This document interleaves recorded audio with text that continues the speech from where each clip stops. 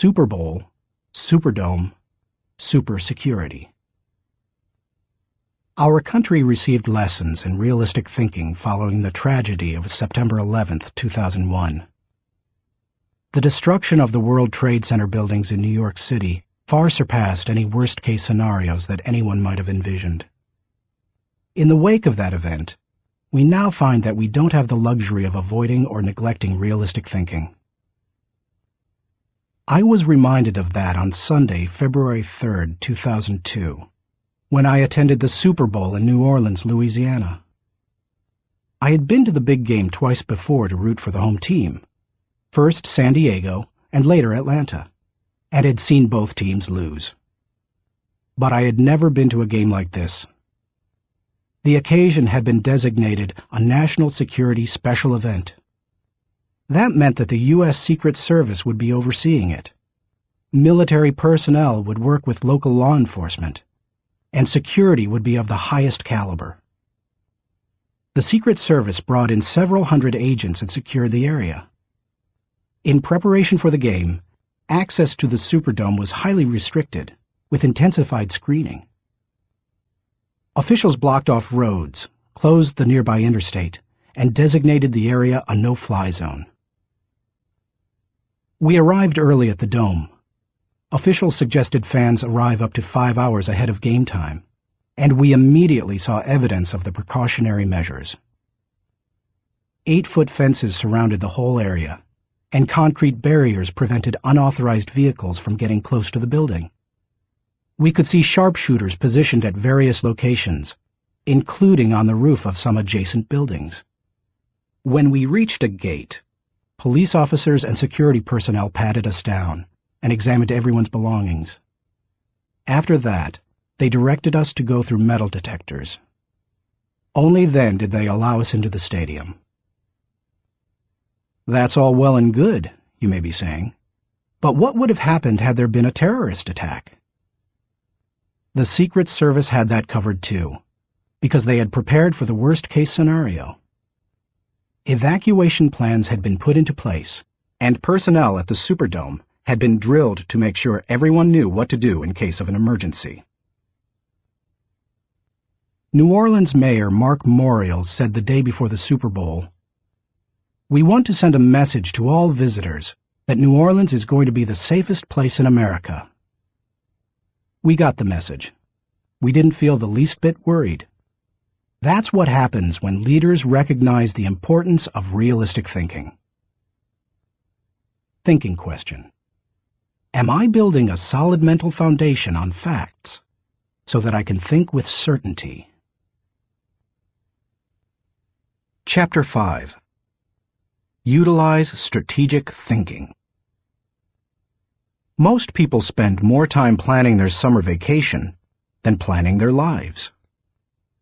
Source unknown.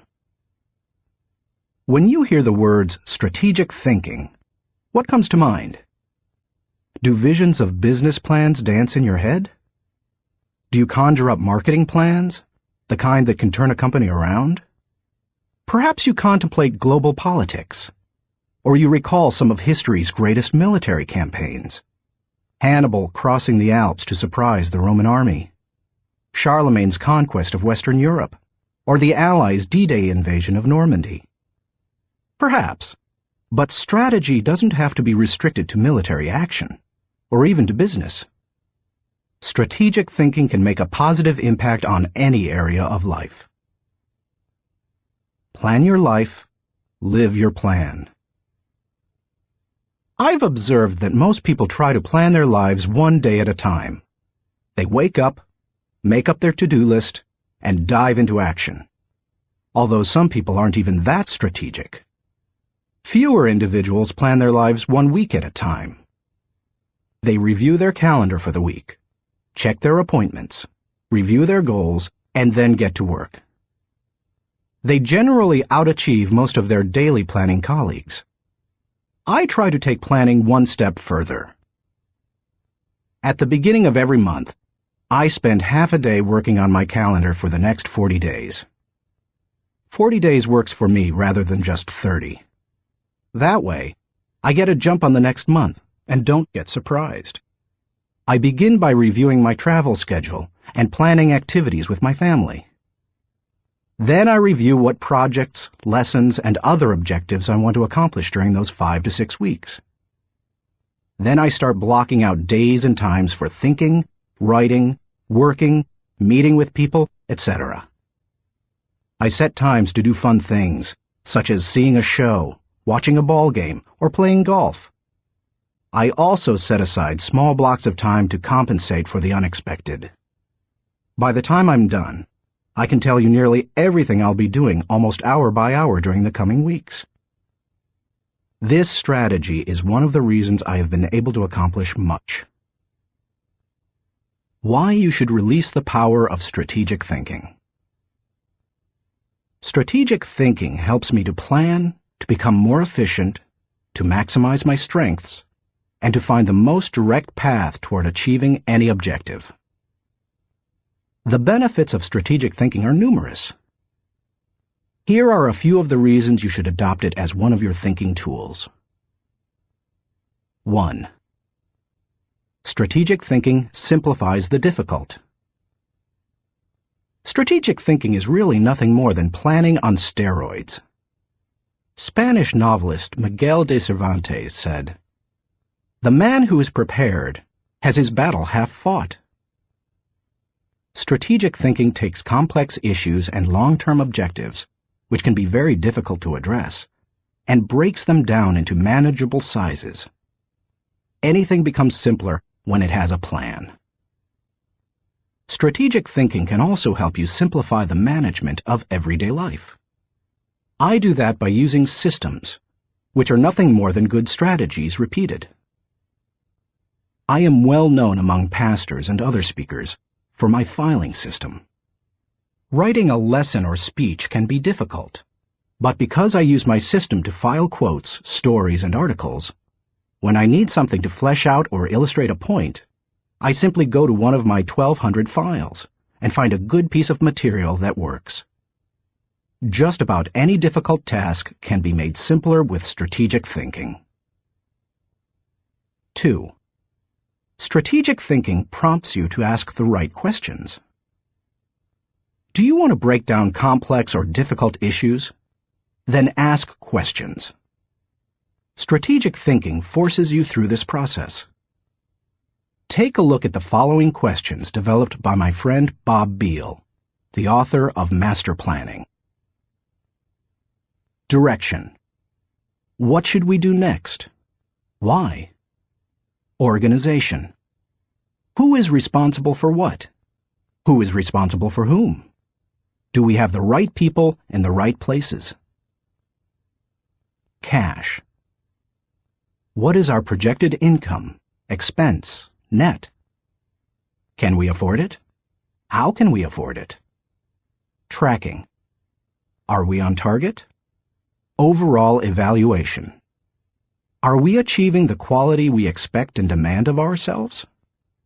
Refinement. How can we be more effective and more efficient, move toward the ideal? These may not be the only questions you need to ask to begin formulating a strategic plan, but they are certainly a good start. 3. Strategic thinking prompts customization. General George S. Patton observed, "Successful generals make plans to fit circumstances, but do not try to create circumstances to fit plans." All good strategic thinkers are precise in their thinking. They try to match the strategy to the problem, because strategy isn't a one-size-fits-all proposition. Sloppy or generalized thinking is an enemy of achievement. The intention to customize in strategic thinking forces a person to go beyond vague ideas and engage in specific ways to go after a task or problem. It sharpens the mind.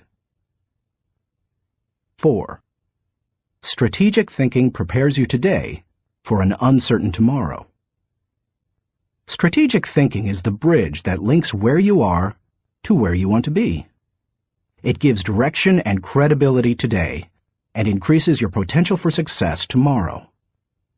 It is, as Mary Webb suggests, like saddling your dreams before you ride them. 5. Strategic thinking reduces the margin of error. Anytime you shoot from the hip or go into a totally reactive mode, you increase your margin for error. It's like a golfer stepping up to a golf ball and hitting it before lining up the shot. Misaligning a shot by just a few degrees can send the ball 100 yards off target. Strategic thinking, however, greatly reduces that margin for error. It lines up your actions with your objectives, just as lining up a shot in golf helps you to put the ball closer to the pin. The better aligned you are with your target, the better the odds that you will be going in the right direction. 6. Strategic thinking gives you influence with others. One executive confided in another. Our company has a short-range plan and a long-range plan. Our short-range plan is to stay afloat long enough to make it to our long-range plan. That's hardly a strategy.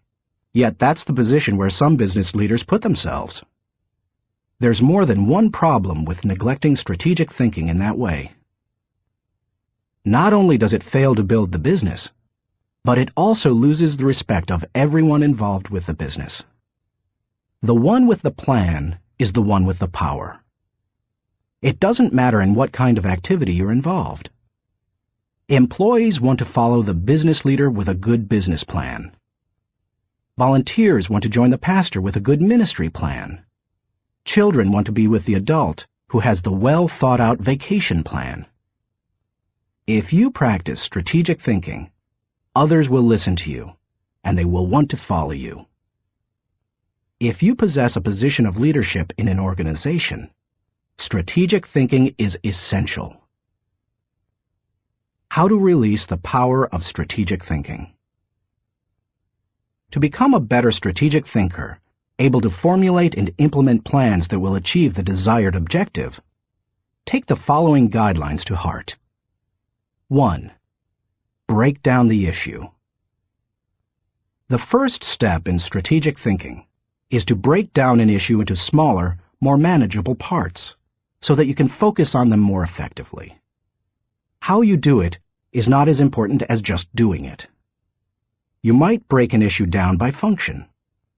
That's what automotive innovator Henry Ford did when he created the assembly line. And that's why he said, "Nothing is particularly hard if you divide it into small jobs." How you break down an issue is up to you, whether it's by function, timetable, responsibility, purpose, or some other method.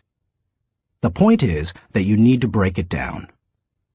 Only one person in a million can juggle the whole thing in his head and think strategically to create solid, viable plans. 2. Ask why before how. When most people begin using strategic thinking to solve a problem or plan a way to meet an objective, they often make the mistake of jumping the gun and trying immediately to figure out how to accomplish it. Instead of asking how, they should first ask why. If you jump right into problem-solving mode, how are you going to know all the issues? Eugene G. Grace says, "Thousands of engineers can design bridges, calculate strains and stresses, and draw up specifications for machines. But the great engineer is the man who can tell whether the bridge or the machine should be built at all, where it should be built, and when." Asking why helps you to think about all the reasons for decisions. It helps you to open your mind to possibilities and opportunities. The size of an opportunity often determines the level of resources and effort that you must invest. Big opportunities allow for big decisions. If you jump to how too quickly, you might miss that. 3. Identify the real issues and objectives.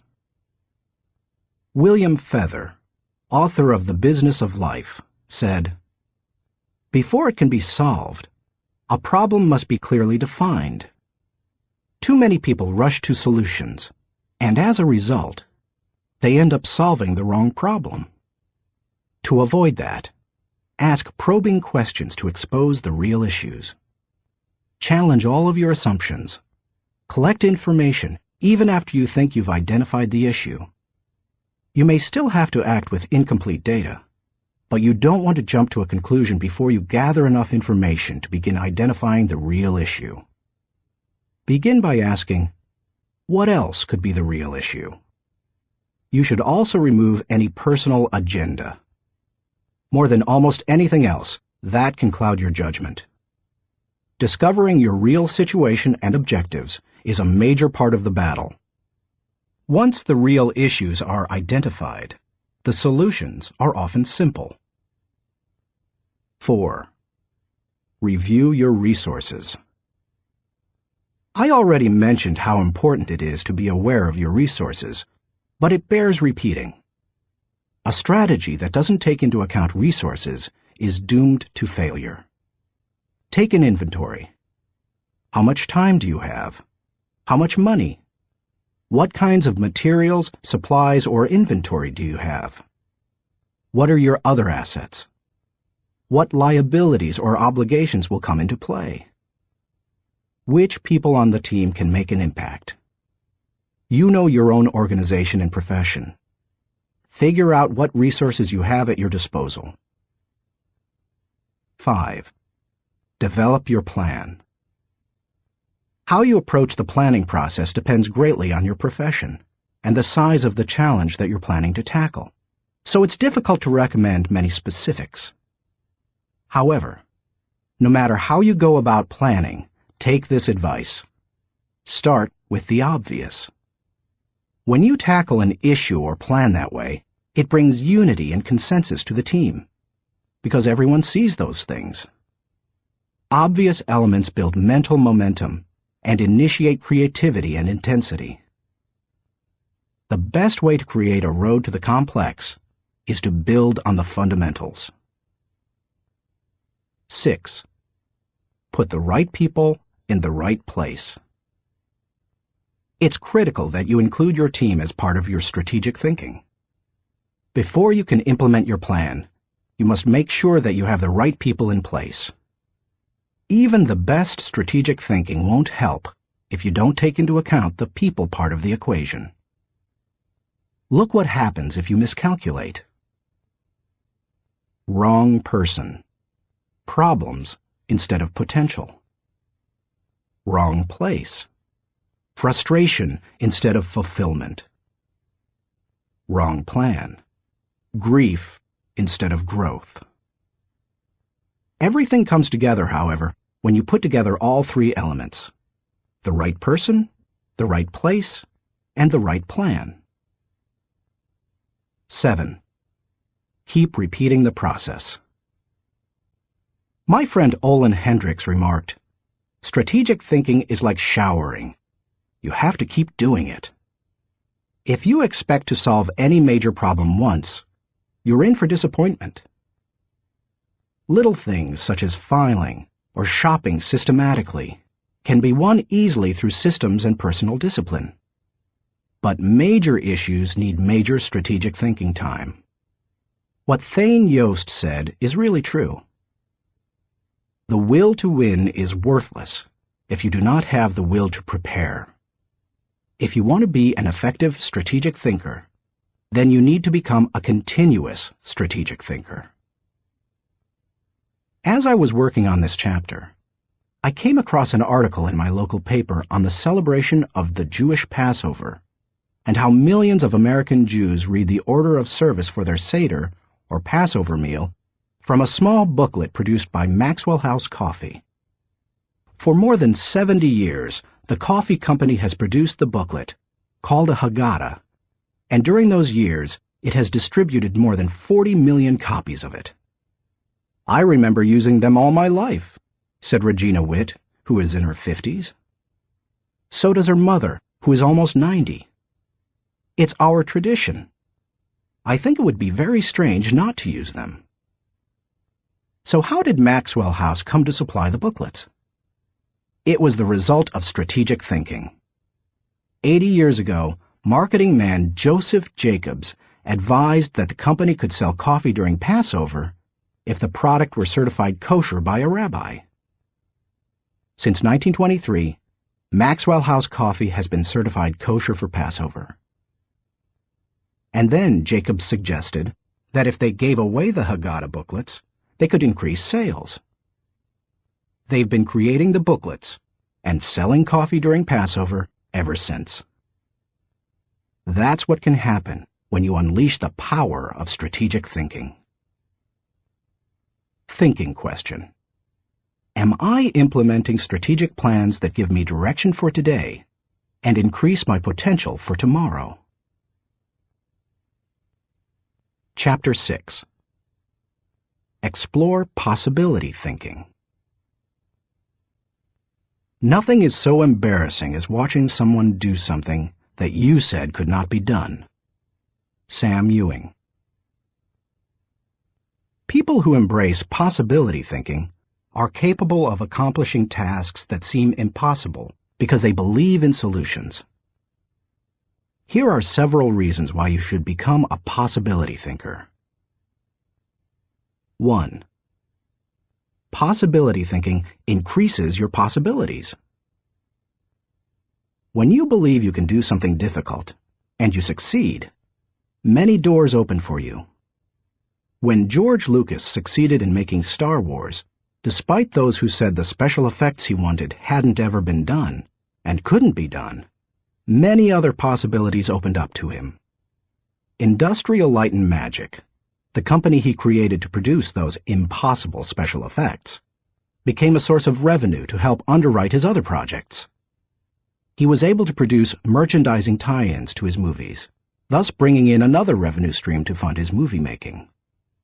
But his confidence in doing the difficult has also made a huge impact on other movie makers and a whole new generation of moviegoers.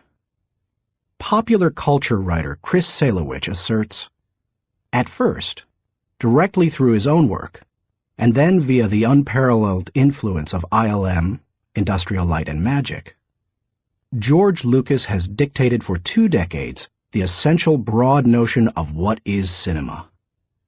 If you open yourself up to possibility thinking, you open yourself up to many other possibilities. 2. Possibility thinking draws opportunities and people to you. The case of George Lucas helps you to see how being a possibility thinker can create new opportunities and attract people. People who think big attract big people to them.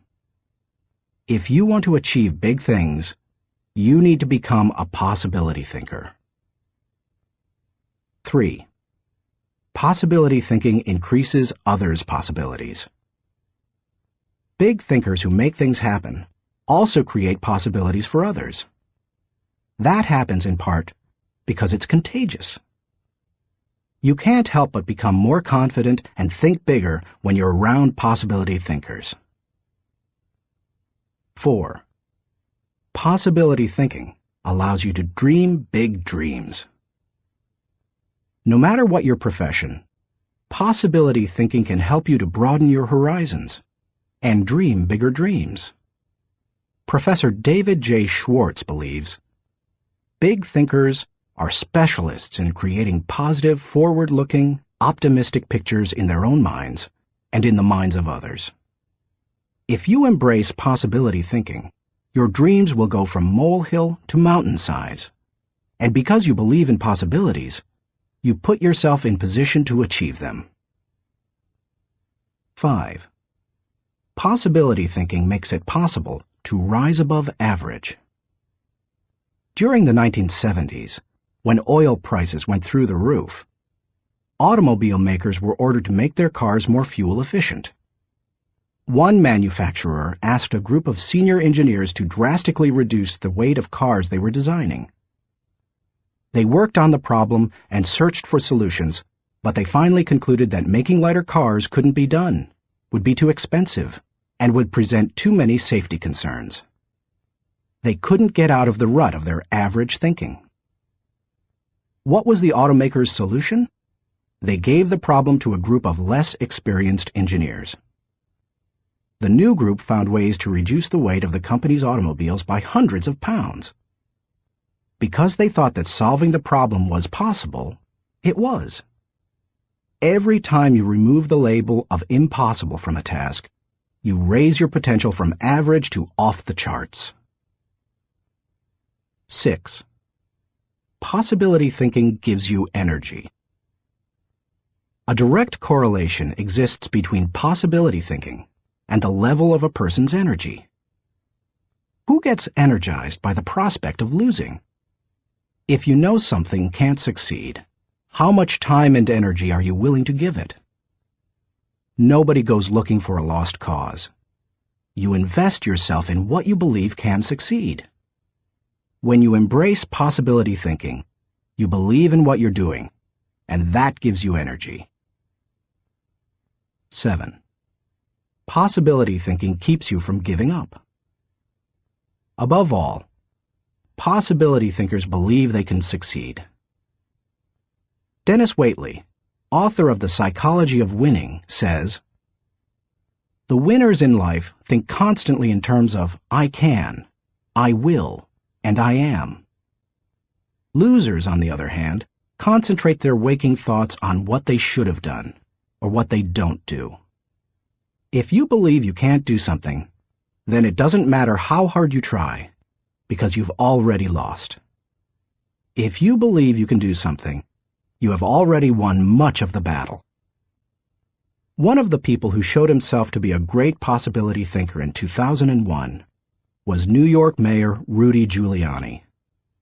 In the hours following the World Trade Center tragedy, Giuliani not only led the city through the chaos of the disaster, but he instilled confidence in everyone he touched. Afterward, he gave some insight and perspective on his experience. "I was so proud of the people I saw on the street. No chaos, but they were frightened and confused. And it seemed to me that they needed to hear from my heart where I thought we were going.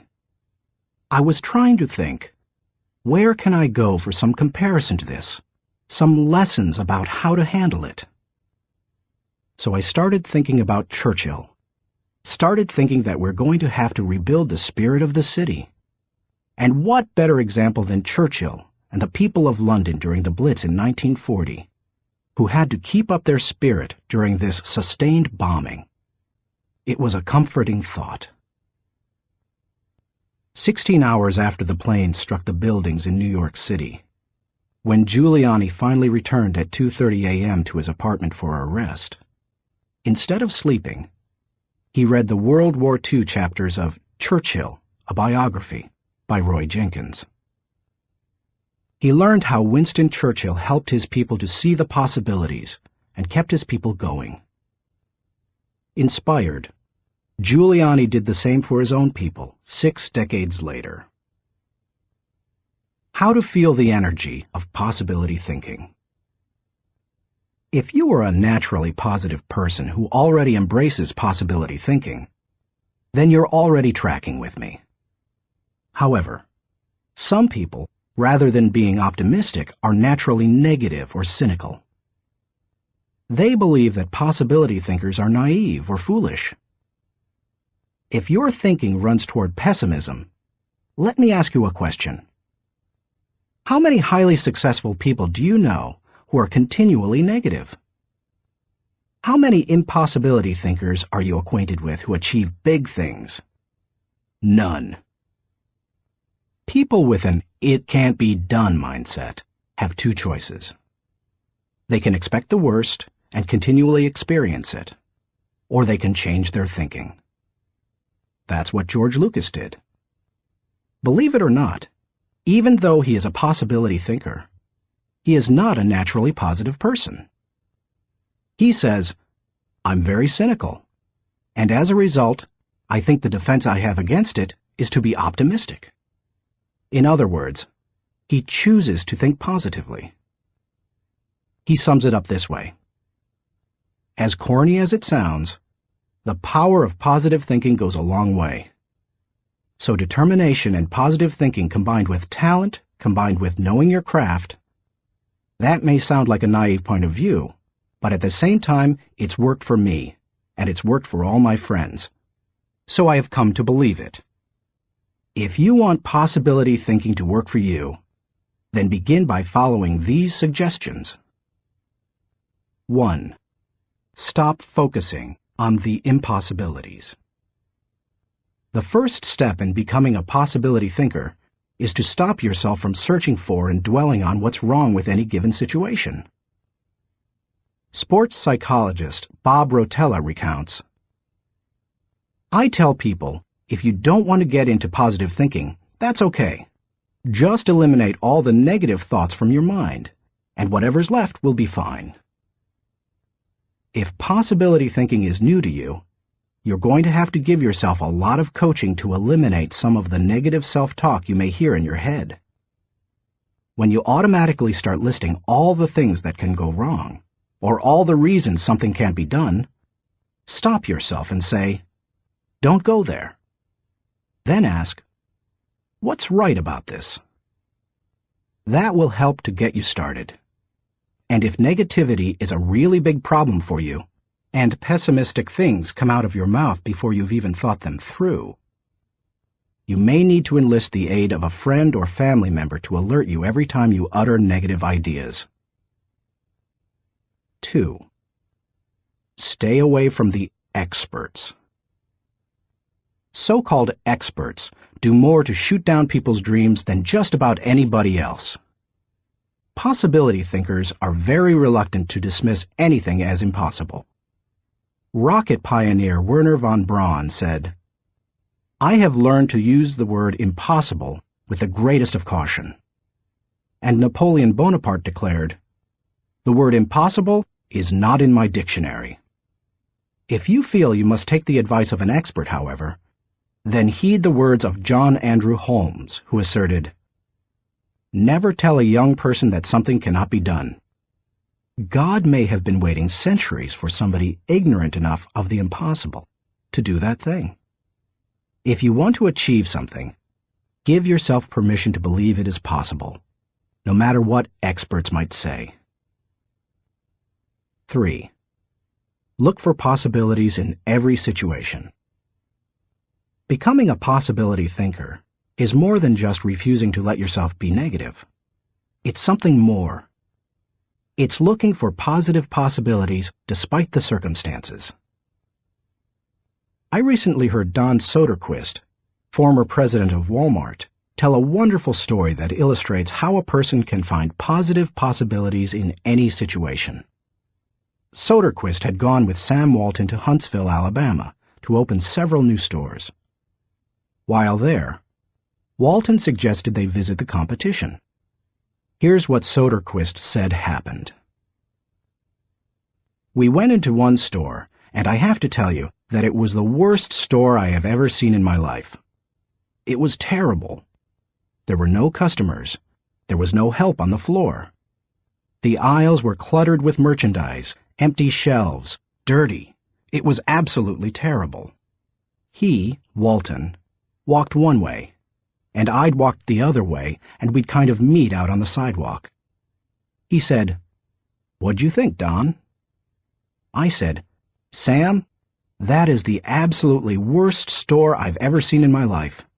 I mean, did you see the aisles?"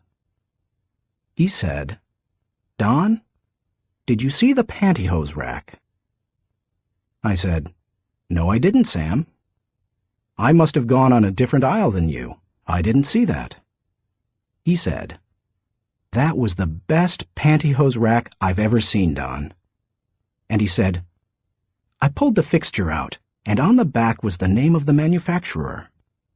When we get back, I want you to call that manufacturer and have him come in and visit with our fixture people.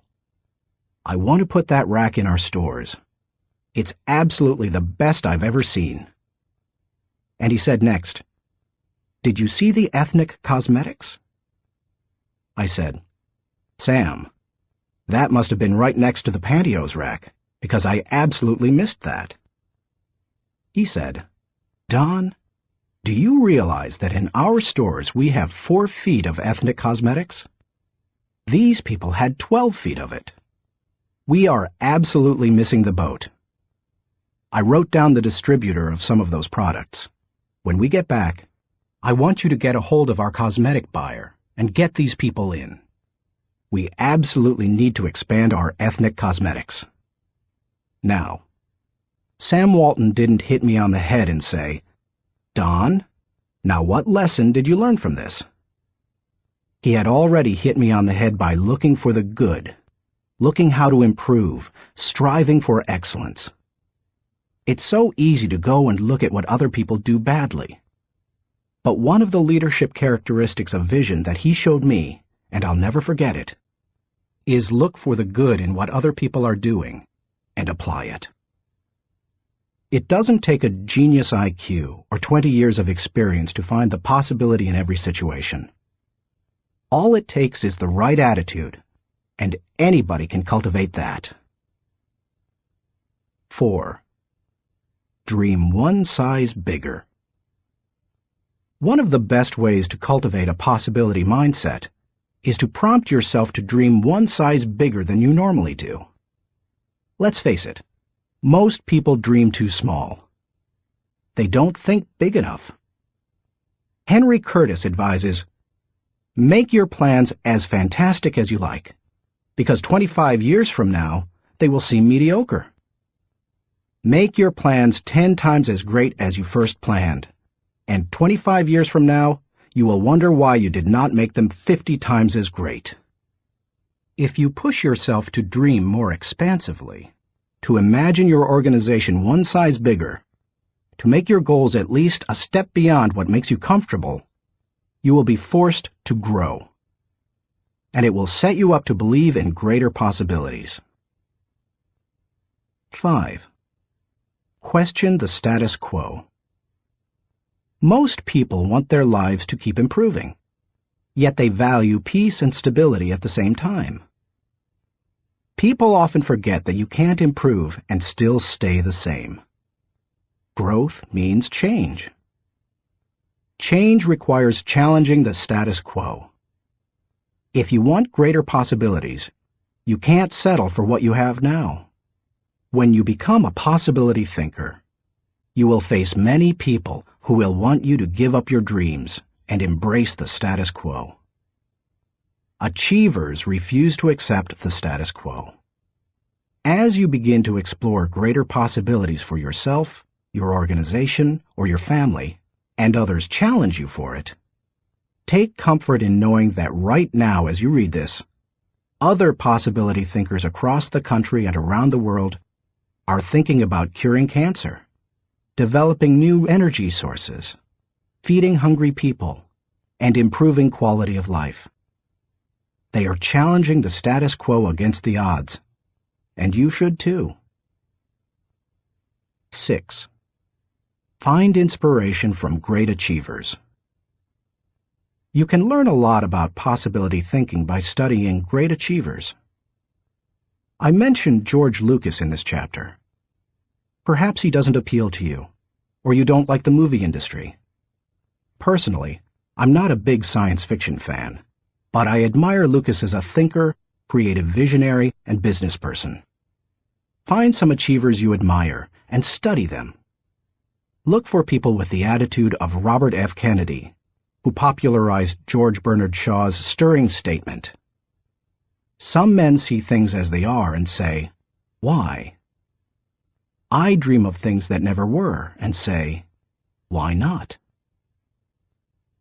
I know possibility thinking isn't in style with many people. So call it what you like. The will to succeed, belief in yourself, confidence in your ability, faith. It's really true. People who believe that they can't, don't. But if you believe you can, you can. That's the power of possibility thinking. Thinking question. Am I unleashing the enthusiasm of possibility thinking to find solutions for even seemingly impossible situations? Chapter 7. Learn from reflective thinking. To doubt everything, or to believe everything, are two equally convenient solutions. Both dispense with the necessity of reflection. Jules-Henri Poincaré. The pace of our society does not encourage reflective thinking. Most people would rather act than think. Now, don't get me wrong. I'm a person of action. I have very high energy, and I like to see things accomplished. But I'm also a reflective thinker. Reflective thinking is like the crock pot of the mind. It encourages your thoughts to simmer until they're done. As I go through this process, my goal is to reflect so that I might learn from my successes and mistakes, discover what I should try to repeat, and determine what I should change. It is always a valuable exercise. By mentally visiting past situations, you can think with greater understanding. 1. Reflective thinking gives you true perspective. When our children were young and still lived at home, we used to take them on wonderful vacations every year. When we got home, they always knew that I was going to ask them 2 questions. What did you like best, and what did you learn? It didn't matter whether we went to Walt Disney World or Washington, D.C. I always asked those questions. Why? Because I wanted them to reflect on their experiences. Children don't naturally grasp the value or cost of an experience unless prompted. They take things for granted. I wanted my children to appreciate our trips and to learn from them. When you reflect, you are able to put an experience into perspective. You are able to evaluate its timing, and you are able to gain a new appreciation for things that before went unnoticed. Most people are able to recognize the sacrifices of their parents or other people only when they become parents themselves. That's the kind of perspective that comes with reflection. 2. Reflective thinking gives emotional integrity to your thought life. Few people have good perspective in the heat of an emotional moment. Most individuals who enjoy the thrill of an experience try to go back and recapture it without first trying to evaluate it. It's one of the reasons our culture produces so many thrill seekers. Likewise, those who survive a traumatic experience usually avoid similar situations at all costs, which sometimes ties them into emotional knots. Reflective thinking enables you to distance yourself from the intense emotions of particularly good or bad experiences and see them with fresh eyes. You can see the thrills of the past in the light of emotional maturity and examine tragedies in the light of truth and logic. That process can help a person to stop carrying around a bunch of negative emotional baggage. President George Washington observed, "We ought not to look back unless it is to derive useful lessons from past errors and for the purpose of profiting by dearly bought experience." Any feeling that can stand up to the light of truth and can be sustained over time has emotional integrity and is therefore worthy of your mind and heart. 3. Reflective thinking increases your confidence in decision-making. Have you ever made a snap judgment and later wondered if you did the right thing? Everybody has. Reflective thinking can help to diffuse that doubt. It also gives you confidence for the next decision. Once you've reflected on an issue, you don't have to repeat every step of the thinking process when you're faced with it again. You've got mental road markers from having been there before. That compresses and speeds up thinking time, and it gives you confidence. And over time, it can also strengthen your intuition. 4. Reflective thinking clarifies the big picture. When you engage in reflective thinking, you can put ideas and experiences into a more accurate context. Reflective thinking encourages us to go back and spend time pondering what we have done and what we have seen.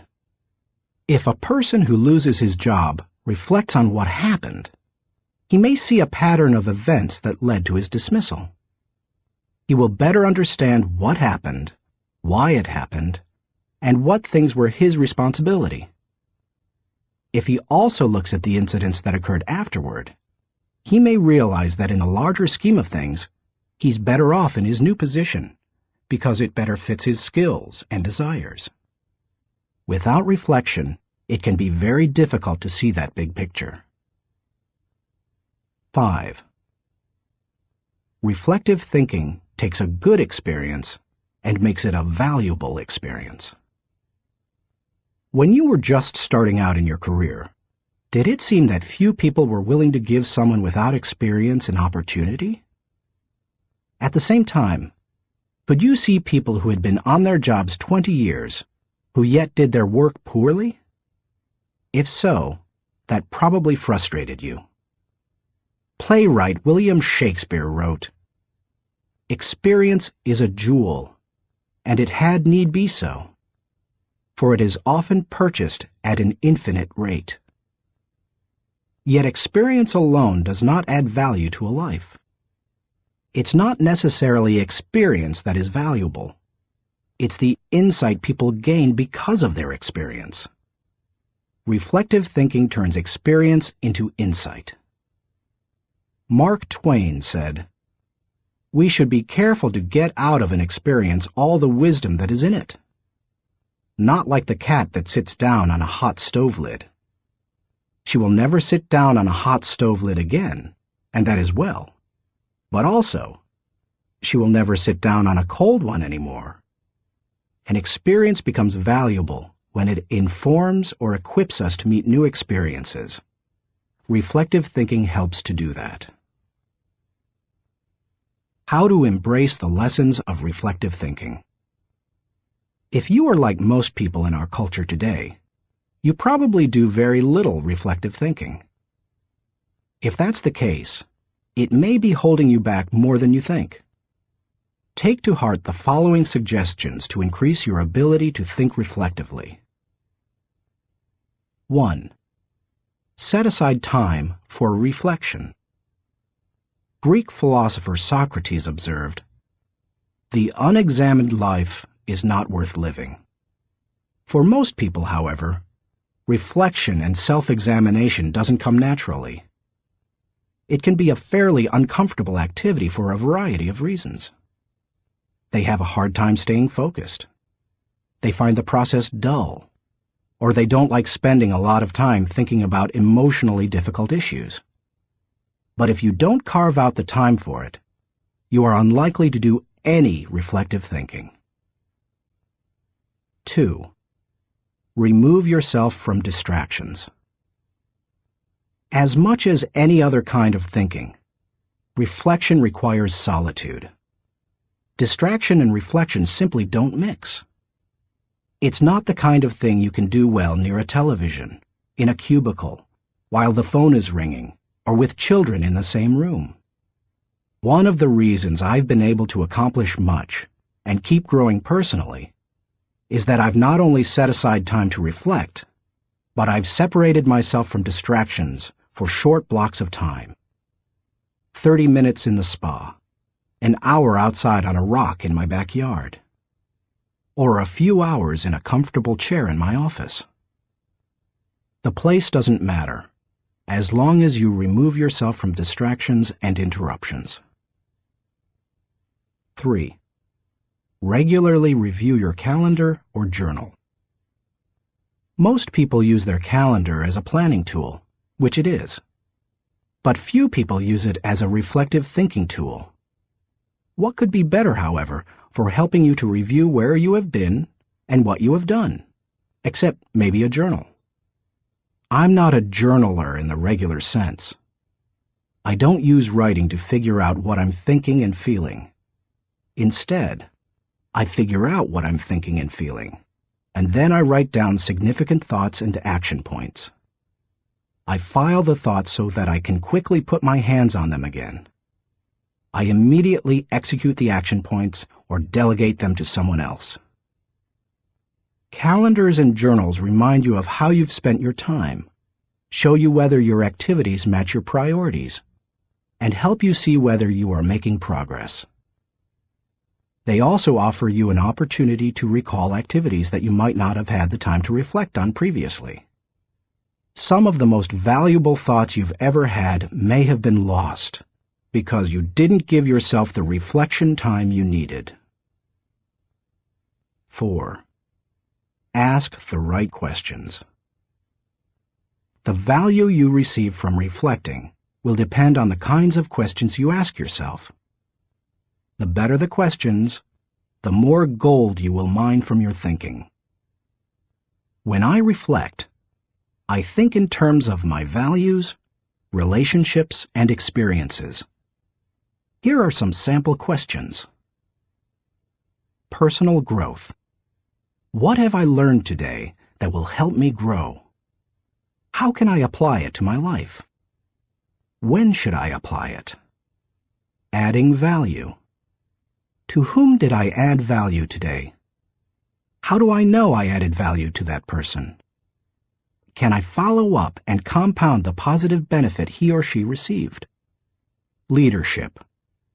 Did I lead by example today? Did I lift my people and organization to a higher level? What did I do, and how did I do it? Personal faith. Did I represent God well today? Did I practice the golden rule? Have I walked the second mile with someone? Marriage and family. Did I communicate love to my family today? How did I show that love? Did they feel it? Did they return it? Inner circle. Have I spent enough time with my key players? What can I do to help them be more successful? In what areas can I mentor them? Discoveries. What did I encounter today to which I need to give more thinking time? Are there lessons to be learned? Are there things to be done? How you organize your reflection time is up to you. You may want to adapt my pattern to your own values. Or you can try a system that my friend Dick Biggs uses. He creates 3 columns on a sheet of paper. Year, turning point, impact. This system is good for reflecting on the bigger picture. Dick used it to see patterns in his life, such as when he moved to Atlanta and was encouraged by a new teacher to write. You could just as easily write event, significance, and action point on a page to help you benefit from reflective thinking. The main thing is to create questions that work for you and write down any significant thoughts that come to you during the reflection time. 5. Cement your learning through action. Writing down the good thoughts that come out of your reflective thinking has value, but nothing helps you to grow like putting your thoughts into action. To do that, you must be intentional. When you read a good book, for example, there are always good thoughts, quotes, or lessons that you can take away from it and use yourself. I always mark the takeaways in a book and then reread them when I'm done with the book. When I listen to a message, I record the takeaways so that I can file them for future use. When I go to a seminar, I take good notes, and I use a system of symbols to cue me to do certain things. An arrow pointing to the right means to look at this material again. An asterisk next to the marked section means to file it according to the subject noted. An open bracket means that I want to use what's marked in a lecture or book. An arrow pointing up means this idea will take off if I work at it. When most people go to a conference or seminar, they enjoy the experience, listen to the speakers, and sometimes even take notes. But nothing happens after they go home. They like many of the concepts they hear, but when they close their notebooks, they don't think about them again. When that happens, they receive little more than a temporary surge of motivation. When you go to a conference, revisit what you heard, reflect on it, and then put it into action, it can change your life. Ultimately, reflective thinking has 3 main values. It gives me perspective within context. It allows me to continually connect with my journey. And it provides counsel and direction concerning my future. It is an invaluable tool to my personal growth. Few things in life can help me learn and improve the way reflective thinking can. Thinking question. Am I regularly revisiting the past to gain a true perspective and think with understanding? Chapter 8. Question popular thinking. I'm not an answering machine. I'm a questioning machine. If we have all the answers, how come we're in such a mess? Douglas Cardinal. Economist John Maynard Keynes, whose ideas profoundly influenced economic theory and practices in the 20th century, asserted, "The difficulty lies not so much in developing new ideas as in escaping from the old ones." Going against popular thinking can be difficult, whether you're a business person bucking company tradition, a pastor introducing new types of music to his church, a new mother rejecting old wives' tales handed down from her parents, or a teenager ignoring currently popular styles. Many of the ideas in this book go against popular thinking. If you value popularity over good thinking, then you will severely limit your potential to learn the types of thinking encouraged by this book. Popular thinking is too average to understand the value of good thinking, too inflexible to realize the impact of changed thinking, too lazy to master the process of intentional thinking, too small to see the wisdom of big-picture thinking, too satisfied to unleash the potential of focused thinking, too traditional to discover the joy of creative thinking, too naive to recognize the importance of realistic thinking, too undisciplined to release the power of strategic thinking, too limiting to feel the energy of possibility thinking, too trendy to embrace the lessons of reflective thinking, too shallow to question the acceptance of popular thinking, too proud to encourage the participation of shared thinking, too self-absorbed to experience the satisfaction of unselfish thinking, and too uncommitted to enjoy the return of bottom-line thinking. If you want to become a good thinker, then start preparing yourself for the possibility of becoming unpopular. Why you should question the acceptance of popular thinking. I've given you some broad reasons for questioning the acceptance of popular thinking. Now, allow me to be more specific. 1. Popular thinking sometimes means not thinking. My friend Kevin Myers sums up the idea of popular thinking by saying, "The problem with popular thinking is that it doesn't require you to think at all. Good thinking is hard work. If it were easy, everybody would be a good thinker.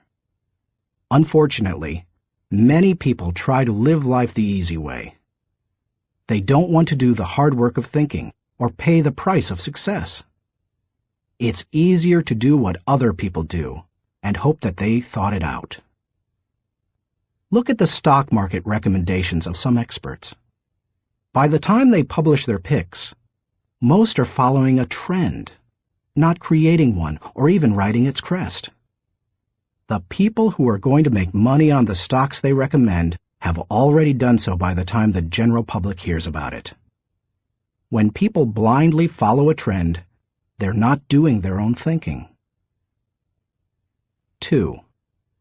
Popular thinking offers false hope.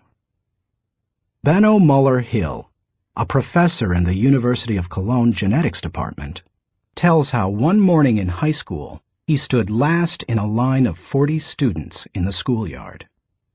His physics teacher had set up a telescope so that his students could view a planet and its moons. The first student stepped up to the telescope. He looked through it, but when the teacher asked if he could see anything, the boy said no. His nearsightedness hampered his view. The teacher showed him how to adjust the focus, and the boy finally said he could see the planet and moons. One by one, the students stepped up to the telescope and saw what they were supposed to see. Finally, the second-to-last student looked into the telescope and announced that he could not see anything. "You idiot," shouted the teacher. "You have to adjust the lenses." The student tried, but he finally said, "I still can't see anything. It is all black." The teacher, disgusted, looked through the telescope himself, and then looked up with a strange expression. The lens cap still covered the telescope.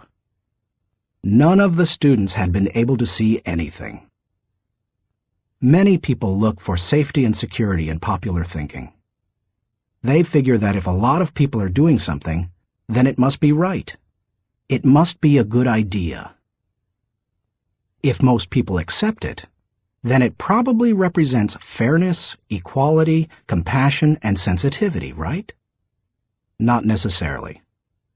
Popular thinking said the Earth was the center of the universe. Yet Copernicus studied the stars and planets and proved mathematically that the Earth and the other planets in our solar system revolved around the sun. Popular thinking said surgery didn't require clean instruments. Yet Joseph Lister studied the high death rates in hospitals and introduced antiseptic practices that immediately saved lives. Popular thinking said that women shouldn't have the right to vote. Yet people like Emmeline Pankhurst and Susan B. Anthony fought for and won that right. Popular thinking put the Nazis into power in Germany. Yet Hitler's regime murdered millions and nearly destroyed Europe. We must always remember there is a huge difference between acceptance and intelligence. People may say that there's safety in numbers, but that's not always true. Sometimes it's painfully obvious that popular thinking isn't good and right. Other times, it's less evident. For example, consider the staggering number of people in the United States who have run up large amounts of debt on their credit cards. Anyone who is financially astute will tell you that's a bad idea. Yet millions follow right along with the popular thinking of buy now, pay later. And so they pay and pay and pay. Many promises of popular thinking ring hollow. Don't let them fool you. 3. Popular thinking is slow to embrace change. Popular thinking loves the status quo. It puts its confidence in the idea of the moment and holds on to it with all its might. As a result, it resists change and dampens innovation. Donald M. Nelson, former president of the Society of Independent Motion Picture Producers, criticized popular thinking when he asserted, "We must discard the idea that past routine, past ways of doing things are probably the best ways. On the contrary, we must assume that there is probably a better way to do almost everything. We must stop assuming that a thing which never has been done before probably cannot be done at all." 4. Popular thinking brings only average results. The bottom line? Popular thinking brings mediocre results. Here is popular thinking in a nutshell. Popular equals normal equals average. It's the least of the best and the best of the least. We limit our success when we adopt popular thinking. It represents putting in the least energy to just get by. You must reject common thinking if you want to accomplish uncommon results. How to question the acceptance of popular thinking. Popular thinking has often proved to be wrong and limiting. Questioning it isn't necessarily hard once you cultivate the habit of doing so. The difficulty is in getting started. Begin by doing the following things. 1. Think before you follow. Many individuals follow others almost automatically. Sometimes they do so because they desire to take the path of least resistance. Other times they fear rejection, or they believe there's wisdom in doing what everyone else does. But if you want to succeed, you need to think about what's best, not what's popular. Challenging popular thinking requires a willingness to be unpopular and go outside of the norm. Following the tragedy of September 11, 2001, for example, few people willingly chose to travel by plane. But that was the best time to travel. Crowds were down, security was up, and airlines were cutting prices. About a month after the tragedy, my wife Margaret and I heard that Broadway shows had lots of seats and many New York hotel rooms remained empty. Popular thinking said, "Stay away from New York." We used that as an opportunity. We got cheap plane tickets to the city, booked a room in a great hotel for about half price, and got tickets to the most sought-after show, The Producers. As we took our seats in the theater, we sat next to a woman beside herself with excitement. "I can't believe I'm finally here," she said to us. "I've waited so long. This is the best show on Broadway, and the hardest to get tickets to." Then she turned to look me in the eye and said, "I've had my tickets for a year and a half waiting to see this show. How long ago did you get yours?" "You won't like my answer," I replied. "Oh, come on," she said. "How long?" "I got mine 5 days ago," I answered. She looked at us in horror. By the way, she was right. It's one of the best shows we've seen in a while. And we got to see it only because we were willing to go against popular thinking when everyone else was staying at home. As you begin to think against the grain of popular thinking, remind yourself that unpopular thinking, even when resulting in success, is largely underrated, unrecognized, and misunderstood. Unpopular thinking contains the seeds of vision and opportunity. Unpopular thinking is required for all progress. The next time you feel ready to conform to popular thinking on an issue, stop and think. You may not want to create change for its own sake, but you certainly don't want to blindly follow just because you haven't thought about what's best. 2. Appreciate thinking different from your own. One of the ways to embrace innovation and change is to learn to appreciate how others think. To do that, you must continually expose yourself to people different from yourself. My brother, Larry Maxwell, a good businessman and an innovative thinker, continually challenges popular thinking by thinking differently. He says, "Most of our people in sales and middle management come from businesses with products and services different from ours. That constantly exposes us to new ways of thinking. We also discourage our people from active participation in formal business and trade associations and fraternities because their thinking is quite common. They don't need to spend a lot of time thinking the way everyone else in the industry does." As you strive to challenge popular thinking, spend time with people with different backgrounds, education levels, professional experiences, personal interests, etc. You will think like the people with whom you spend the most time. If you spend time with people who think out of the box, you're more likely to challenge popular thinking and break new ground. 3. Continually question your own thinking. Let's face it, any time we find a way of thinking that works, one of our greatest temptations is to go back to it repeatedly, even if it no longer works well. The greatest enemy to tomorrow's success is sometimes today's success. My friend Andy Stanley recently taught a leadership lesson at Enjoy's Catalyst Conference called Challenging the Process.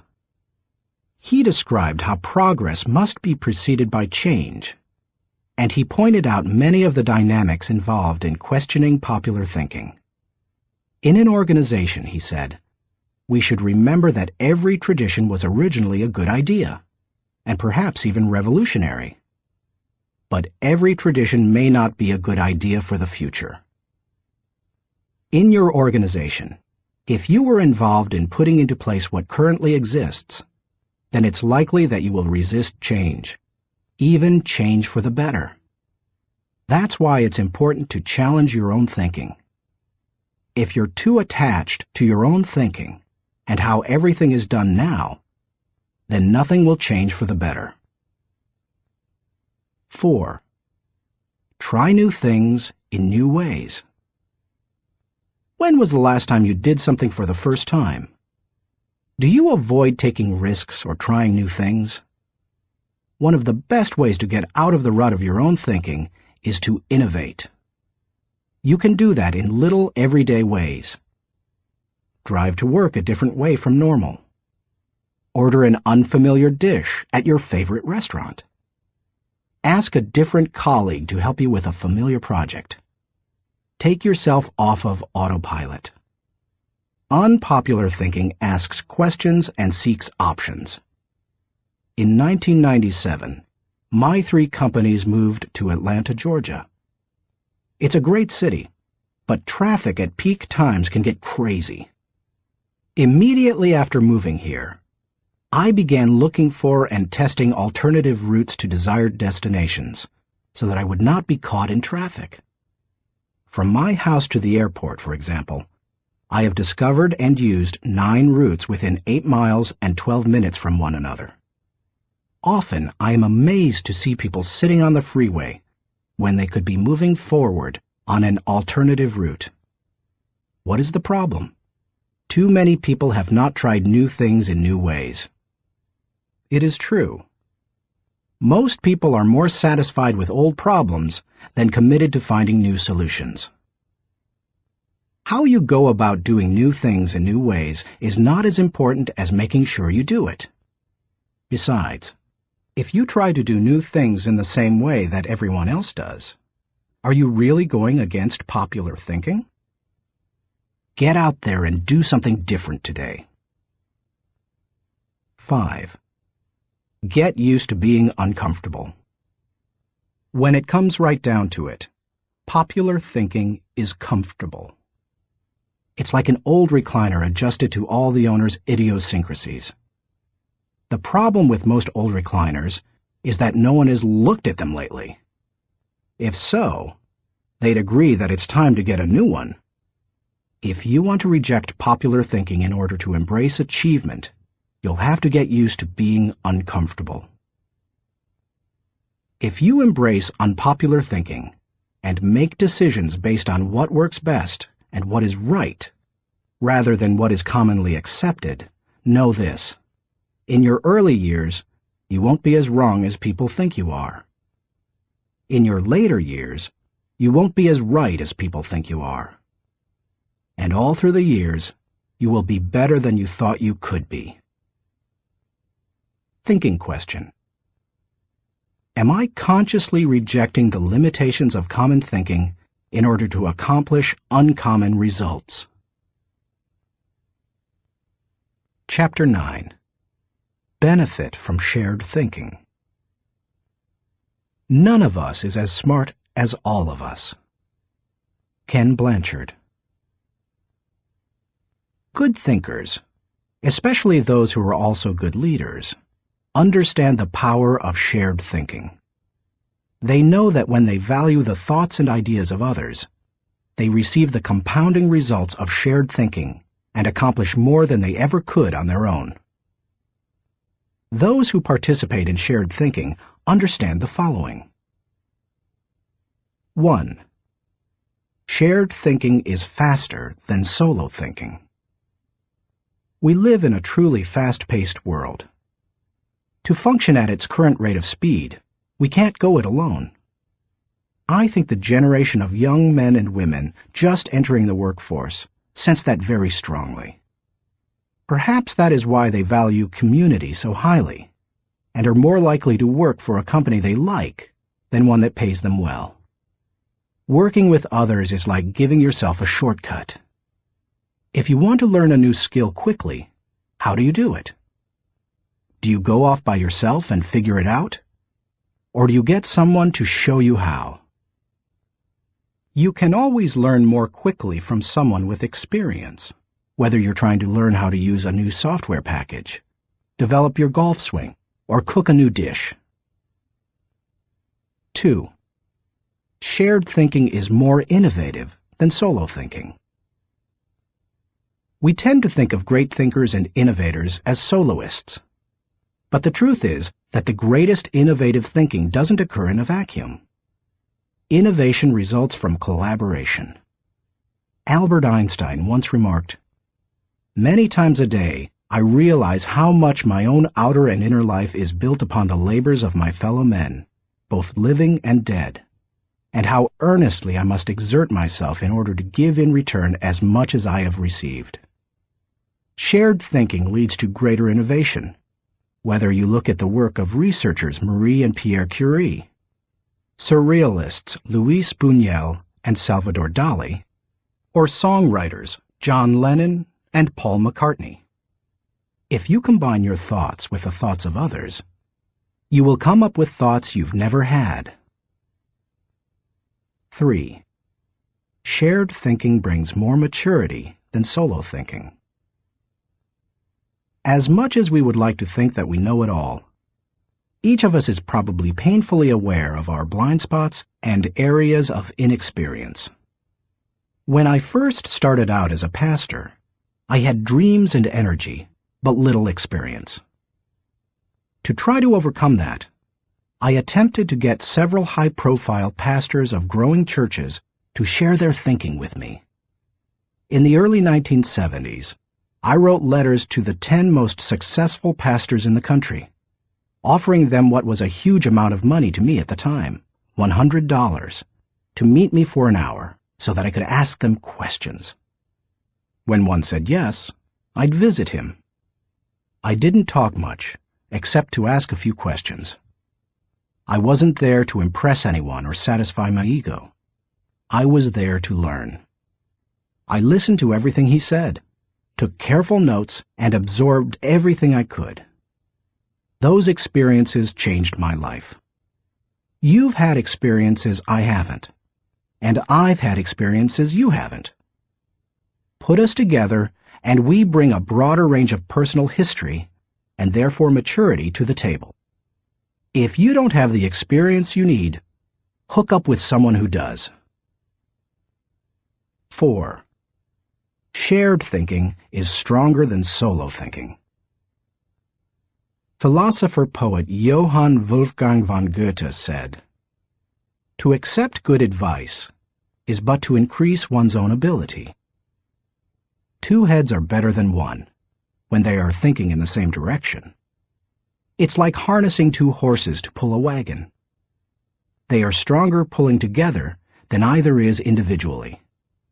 But did you know that when they pull together, they can move more weight than the sum of what they can move individually? A synergy comes from working together. That same kind of energy comes into play when people think together." 5. Shared thinking returns greater value than solo thinking. Because shared thinking is stronger than solo thinking, it's obvious that it yields a higher return. That happens because of the compounding action of shared thinking. But it also offers other benefits. The personal return you receive from shared thinking and experiences can be great. Clarence Francis sums up the benefits in the following observation: "I sincerely believe that the word relationships is the key to the prospect of a decent world. It seems abundantly clear that every problem you will have, in your family, in your work, in our nation, or in this world, is essentially a matter of relationships, of interdependence." 6. Shared thinking is the only way to have great thinking. I believe that every great idea begins with 3 or 4 good ideas. And most good ideas come from shared thinking. Playwright Ben Jonson said, "He that is taught only by himself has a fool for a master. When I was in school, teachers put the emphasis on being right and on doing better than the other students, rarely on working together to come up with good answers. Yet all the answers improve when they make the best use of everyone's thinking. If we each have one thought, and together we have two thoughts, then we always have the potential for a great thought. How to encourage the participation of shared thinking. Some people naturally participate in shared thinking. Anytime they see a problem, they think, "Who do I know who can help with this?" Leaders tend to be that way. So do extroverts. However, you don't have to be either of those to benefit from shared thinking. Use the following steps to help you improve your ability to harness shared thinking. 1. Value the ideas of others. First, believe that the ideas of other people have value. If you don't, your hands will be tied. How do you know if you truly want input from others? Ask yourself these questions. Am I emotionally secure? People who lack confidence and worry about their status, position, or power tend to reject the ideas of others, protect their turf, and keep people at bay. It takes a secure person to consider others' ideas. Years ago, an emotionally insecure person took a key position on my board of directors. After a couple of meetings, it became obvious to the other board members that this individual would not positively contribute to the organization. I asked a seasoned leader on the board, "Why does this person always do and say things that hinder our progress?" I'll never forget his reply. Hurting people hurt people. Do I place value on people? You won't value the ideas of a person if you don't value and respect the person himself or herself. Have you ever considered your conduct around people you value versus those you don't? Look at the differences. If I value people, I want to spend time with them. If I don't value people, I don't want to be around them. If I value people, I listen to them. If I don't value people, I neglect to listen. If I value people, I want to help them. If I don't value people, I don't offer them help. If I value people, I am influenced by them. If I don't value people, I ignore them. If I value people, I respect them. If I don't value people, I am indifferent. Do I value the interactive process? A wonderful synergy often occurs as the result of shared thinking. It can take you places you've never been. Publisher Malcolm Forbes asserted, "Listening to advice often accomplishes far more than heeding it." I must say, I didn't always value shared thinking.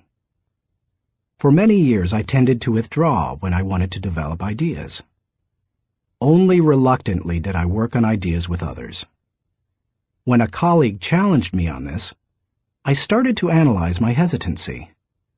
I realized that it went back to my college experience.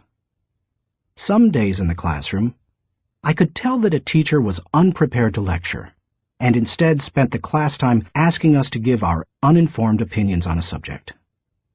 Most of the time, the opinions seemed no better than mine. I had come to class so that the professor could teach me. I realized that the process of shared ideas wasn't the problem. It was who was doing the talking. Shared thinking is only as good as the people doing the sharing. Since learning that lesson, I have embraced the interactive process, and now I believe it is one of my strengths. Still, I always think about whom I bring around the table for a shared thinking session. I'll tell you my guidelines for whom I invite later in this chapter. You must open yourself up to the idea of sharing ideas before you will engage in the process of shared thinking. 2. Move from competition to cooperation. Jeffrey J. Fox, author of How to Become CEO, says, "Always be on the lookout for ideas. Be completely indiscriminate as to the source. Get ideas from customers, children, competitors, other industries, or cab drivers. It doesn't matter who thought of an idea. A person who values cooperation desires to complete the ideas of others, not compete with them. If someone asks you to share ideas, focus on helping the team, not getting ahead personally. And if you are the one who brings people together to share their thoughts, praise the idea more than the source of the idea. If the best idea always wins, rather than the person who offered it, then all will share their thoughts with greater enthusiasm." 3. Have an agenda when you meet. I enjoy spending time with certain people, whether we discuss ideas or not. My wife Margaret, my children, my grandchildren, my parents. Though we often do discuss ideas, it doesn't bother me if we don't. We are family. When I spend time with nearly anyone else in my life, however, I have an agenda. I know what I want to accomplish. The more I respect the wisdom of the person, the more I listen. For example, when I meet with someone I'm mentoring, I let the person ask the questions, but I expect to do most of the talking. When I meet with someone who mentors me, like Bill Bright, I mostly keep my mouth shut. In other relationships, the give and take is more even. But no matter with whom I meet, I have a reason for getting together, and I have an expectation for what I'll give to it and get from it. That's true whether it's for business or pleasure. 4. Get the right people around the table. To get anything of value out of shared thinking, you need to have people around the table who bring something to the table. As you prepare to ask people to participate in shared thinking, use the following criteria for the selection process. Choose people whose greatest desire is the success of the ideas. People who can add value to another's thoughts. People who can emotionally handle quick changes in the conversation. People who appreciate the strengths of others in areas where they are weak. People who understand their place of value at the table. People who place what is best for the team before themselves. People who can bring out the best thinking in the people around them. People who possess maturity, experience, and success in the issue under discussion. People who will take ownership and responsibility for decisions. People who will leave the table with a we attitude, not a me attitude. Too often we choose our brainstorming partners based on feelings of friendship or circumstances or convenience. But that doesn't help us to discover and create the ideas of the highest order. Who we invite to the table makes all the difference. 5. Compensate good thinkers and collaborators well. Successful organizations practice shared thinking. If you lead an organization, department, or team, then you can't afford to be without people who are good at shared thinking. As you recruit and hire, look for good thinkers who value others, have experience with the collaborative process, and are emotionally secure. Then, pay them well, and challenge them to use their thinking skills and share their ideas often. Nothing adds value like a lot of good thinkers putting their minds together. No matter what you're trying to accomplish, you can do it better with shared thinking. That is why I spend much of my life teaching leadership. Good leadership helps to put together the right people at the right time for the right purpose so that everybody wins. All it takes is the right people and a willingness to participate in shared thinking. Thinking question. Am I consistently including the heads of others to think over my head and achieve compounding results? Chapter 10. Practice unselfish thinking. We cannot hold a torch to light another's path without brightening our own. Ben Sweetland. So far in this book, we've discussed many kinds of thinking that can help you to achieve more. Each of them has the potential to make you more successful. Now I want to acquaint you with a kind of thinking with the potential to change your life in another way. It might even redefine how you view success. Unselfish thinking can often deliver a return greater than any other kind of thinking. Take a look at some of its benefits. 1. Unselfish thinking brings personal fulfillment. Few things in life bring greater personal rewards than helping others. Charles H. Burr believed, "Getters generally don't get happiness. Givers get it." Helping people brings great satisfaction. When you spend your day unselfishly serving others, at night you can lay down your head with no regrets and sleep soundly.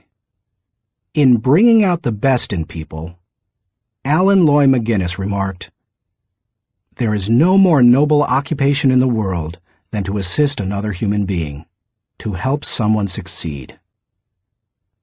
Even if you have spent much of your life pursuing selfish gain, it's never too late to have a change of heart. Even the most miserable person, like Charles Dickens' Scrooge, can turn his life around and make a difference for others. That's what Alfred Nobel did. When he saw his own obituary in the newspaper, his brother had died, and the editor had written about the wrong Nobel, saying that the explosives his company produced had killed many people. Nobel vowed to promote peace and acknowledge contributions to humanity. That is how the Nobel Prizes came into being. 2. Unselfish thinking adds value to others. In 1904, Bessie Anderson Stanley wrote the following definition of success in Brown Book magazine.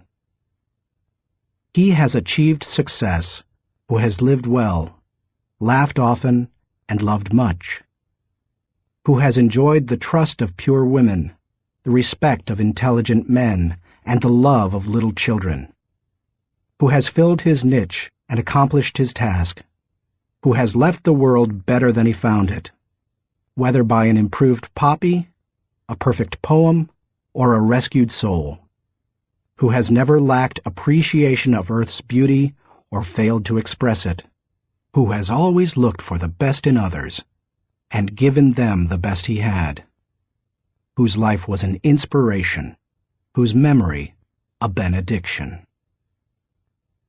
When you get outside of yourself and make a contribution to others, you really begin to live. 3. Unselfish thinking encourages other virtues. When you see a 4-year-old, you expect to observe selfishness. But when you see it in a 40-year-old, it's not very attractive, is it?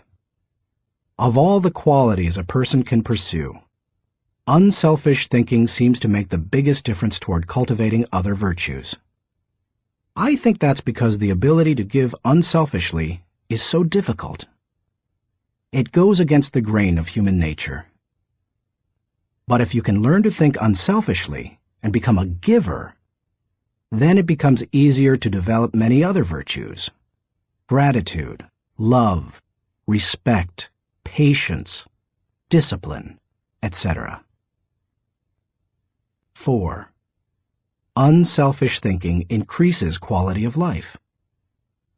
The spirit of generosity created by unselfish thinking gives people an appreciation for life and an understanding of its higher values. Seeing those in need and giving to meet that need puts a lot of things into perspective. It increases the quality of life of the giver and the receiver. That's why I believe that There is no life as empty as the self-centered life. There is no life as centered as the self-empty life. If you want to improve your world, then focus your attention on helping others. 5. Unselfish thinking makes you part of something greater than yourself. Merck & Company, the global pharmaceutical corporation, has always seen itself as doing more than just producing products and making a profit. It desires to serve humanity. In the mid-1980s, the company developed a drug to cure river blindness, a disease that infects and causes blindness in millions of people, particularly in developing countries. While it was a good product, potential customers couldn't afford to buy it. So what did Merck do? It developed the drug anyway, and in 1987 announced that it would give the medicine free to anyone who needed it. As of 1998, the company had given more than 250 million tablets away. George W. Merck says, "We try never to forget that medicine is for the people. It is not for the profits.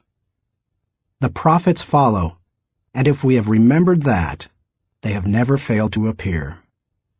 The lesson to be learned? Simple. Instead of trying to be great, be part of something greater than yourself. 6. Unselfish thinking creates a legacy. Jack Balasek, President and Chief Operating Officer of True North Communications, says, "Learn, earn, return. These are the 3 phases of life. The first third should be devoted to education. The second third to building a career and making a living. And the last third to giving back to others, returning something in gratitude. Each state seems to be a preparation for the next one. If you are successful, it becomes possible for you to leave an inheritance for others. But if you desire to do more, to create a legacy, then you need to leave that in others. When you think unselfishly and invest in others, you gain the opportunity to create a legacy that will outlive you. How to experience the satisfaction of unselfish thinking. I think most people recognize the value of unselfish thinking, and most would even agree that it's an ability they would like to develop. Many people, however, are at a loss concerning how to change their thinking.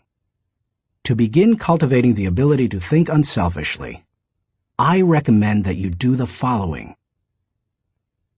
1. Put others first. The process begins with realizing that everything is not about you. That requires humility and a shift in focus. In The Power of Ethical Management, Ken Blanchard and Norman Vincent Peale wrote, "People with humility don't think less of themselves. They just think of themselves less." If you want to become less selfish in your thinking, then you need to stop thinking about your wants and begin focusing on others' needs. Paul the Apostle exhorted, "Do nothing out of selfish ambition or vain conceit, but in humility consider others better than yourselves." Each of you should look not only to your own interests, but also to the interests of others. Make a mental and emotional commitment to look out for the interests of others. 2. Expose yourself to situations where people have needs. It's one thing to believe you are willing to give unselfishly. It's another to actually do it. To make the transition, you need to put yourself in a position where you can see people's needs and do something about it. The kind of giving you do isn't important at first. You can serve at your church, make donations to a food bank, volunteer professional services, or give to a charitable organization. The point is to learn how to give and to cultivate the habit of thinking like a giver. 3. Give quietly or anonymously. Once you have learned to give of yourself, then the next step is to learn to give when you cannot receive anything in return. It's almost always easier to give when you receive recognition for it than it is when no one is likely to know about it. The people who give in order to receive a lot of fanfare, however, have already received any reward they will get. There are spiritual, mental, and emotional benefits that come only to those who give anonymously. If you've never done it before, try it. 4. Invest in people intentionally.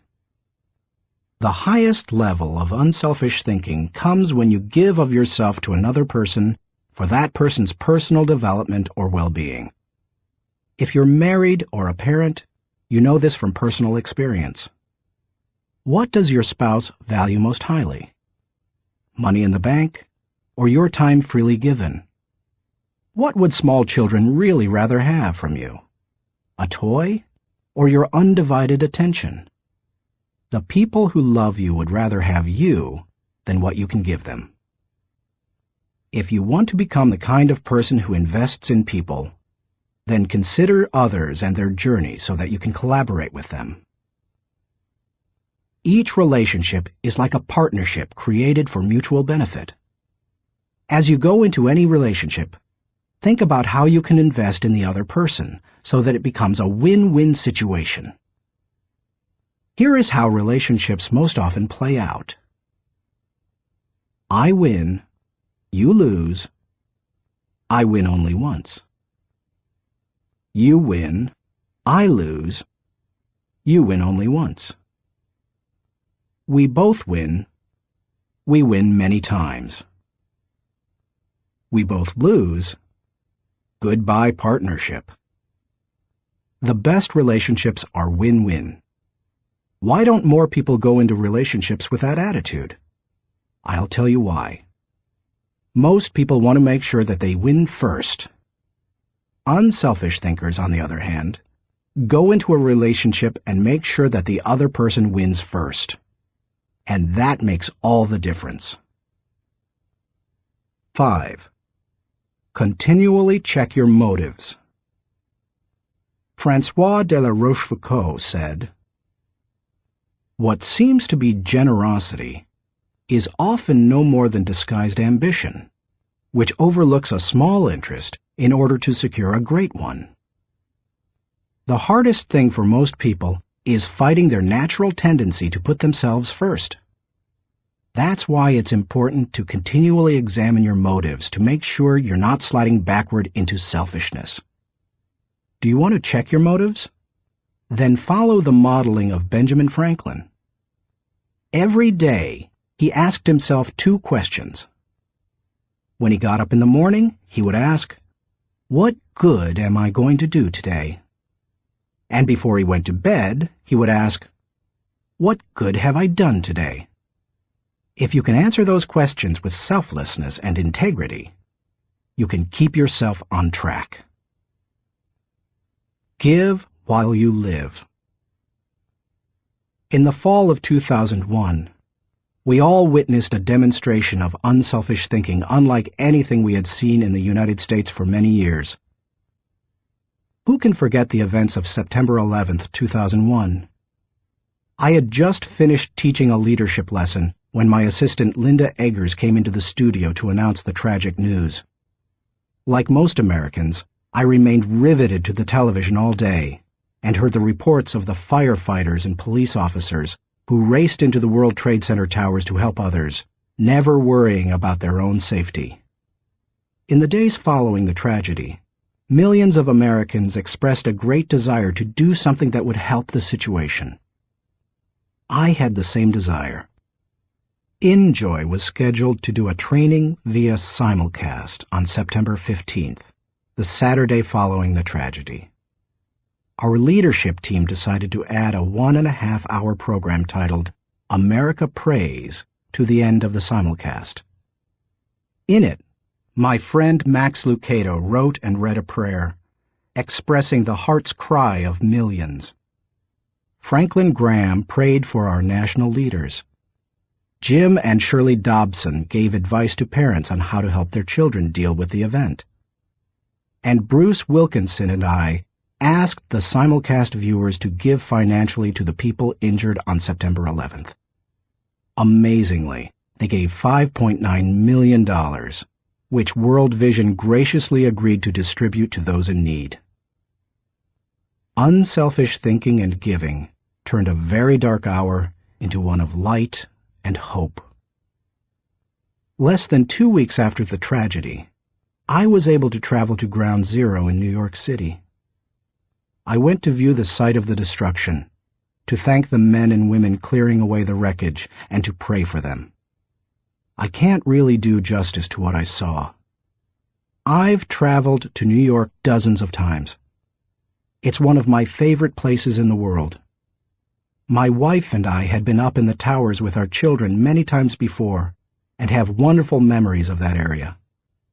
To look at the place where the buildings had once stood and to see nothing but rubble, dust, and twisted metal, it's simply indescribable.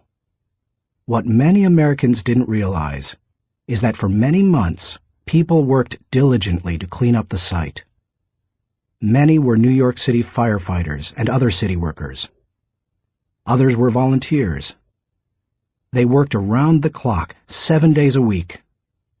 And when they came across the remains of someone in the rubble, they called for silence and reverently carried them out. Since I am a clergyman, I was asked to wear a clerical collar upon entering the area. As I walked around, many workers saw the collar and asked me to pray for them. It was a humbling privilege. American educator Horace Mann said, "Be ashamed to die until you have won some victory for humanity." According to this standard, New York City's firefighters are certainly prepared for death. The service they perform is often truly heroic. You and I may never be required to lay down our lives for others as they did. But we can give to others in different ways. We can be unselfish thinkers who put others first and add value to their lives. We can work with them so that they go farther than they thought possible. Thinking question. Am I continually considering others and their journey in order to think with maximum collaboration? Chapter 11. Rely on bottom-line thinking. There ain't no rules around here.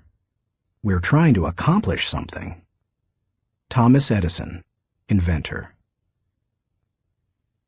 How do you figure out the bottom line for your organization, business, department, team, or group? In many businesses, the bottom line is literally the bottom line. Profit determines whether you are succeeding. But dollar should not always be the primary measure of success. Would you measure the ultimate success of your family by how much money you had at the end of the month or year? And if you run a non-profit or volunteer organization, how would you know whether you were performing at your highest potential? How do you think bottom line in that situation? A non-profit's bottom line. Frances Hesselbein had to ask herself exactly that question in 1976, when she became the National Executive Director of the Girl Scouts of America. When she first got involved with the Girl Scouts, running the organization was the last thing she expected. She and her husband John were partners in Hesselbein Studios, a small family business that filmed television commercials and promotional films. She wrote the scripts, and he made the films. In the early 1950s, she was recruited as a volunteer troop leader at the Second Presbyterian Church in Johnstown, Pennsylvania. Even that was unusual, since she had a son and no daughters. But she agreed to do it on a temporary basis. She must have loved it, because she led the troop for 9 years. In time, she became council president and a member of the national board. Then she served as executive director of the Talus Rock Girl Scout Council, a full-time paid position. By the time she took the job as CEO of the national organization, the Girl Scouts was in trouble. The organization lacked direction. Teenage girls were losing interest in scouting, and it was becoming increasingly difficult to recruit adult volunteers, especially with greater numbers of women entering the workforce. Meanwhile, the Boy Scouts was considering opening itself to girls. Hesselbein desperately needed to bring the organization back to the bottom line. We kept asking ourselves very simple questions, she says. What is our business? Who is our customer? And what does the customer consider value? If you're the Girl Scouts, IBM, or AT&T, you have to manage for a mission. Hesselbein's focus on mission enabled her to identify the Girl Scouts' bottom line. We really are here for one reason: to help a girl reach her highest potential. More than any one thing, that made the difference. Because when you are clear about your mission, corporate goals and operating objectives flow from it. Once she figured out her bottom line, she was able to create a strategy to try to achieve it. She started by reorganizing the national staff. Then she created a planning system to be used by each of the 350 regional councils. And she introduced management training to the organization. Hesselbein didn't restrict herself to changes in leadership and organization. In the 1960s and 70s, the country had changed, and so had its girls. But the Girl Scouts hadn't.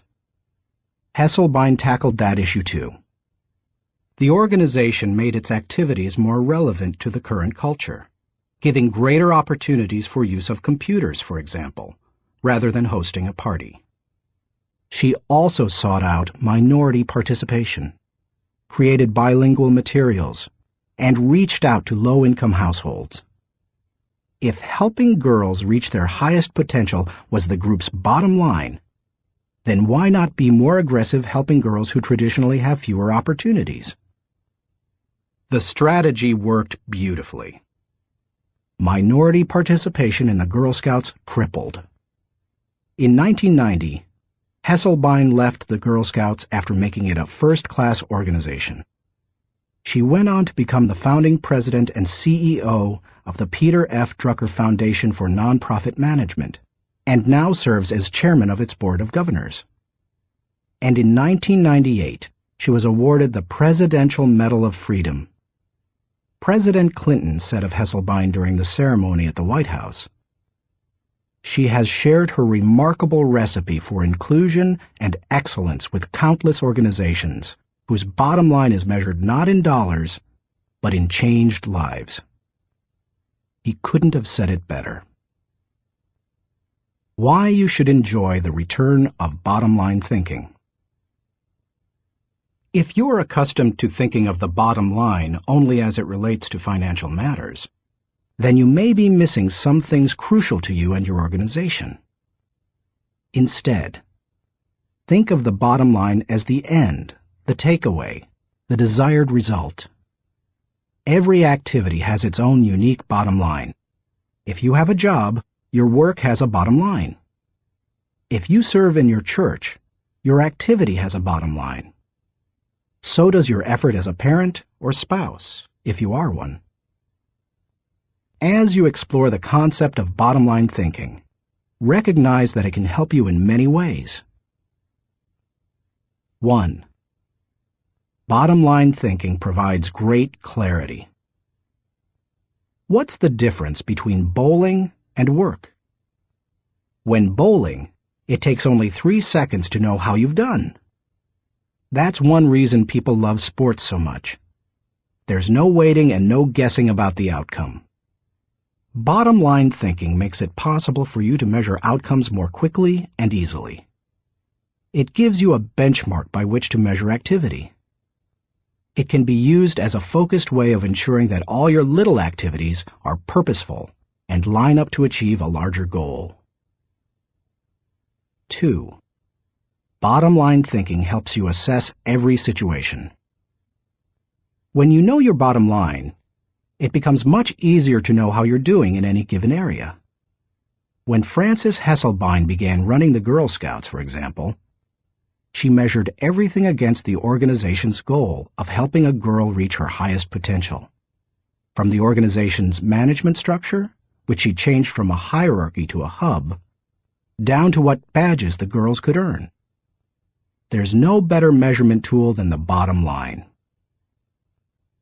3. Bottom line thinking helps you make the best decisions. Decisions become much easier when you know your bottom line. When the Girl Scouts were struggling in the 1970s, outside organizations tried to convince its members to become women's rights activists or door-to-door canvassers. But under Hesselbein, it became easy for the Girl Scouts to say no. It knew its bottom line, and it wanted to pursue its goals with focus and fervency. 4. Bottom line thinking generates high morale. When you know the bottom line and you go after it, you greatly increase your odds of winning. And nothing generates high morale like winning. How do you describe sports teams that win the championship? Or company divisions that achieve their goals? Or volunteers who achieve their mission?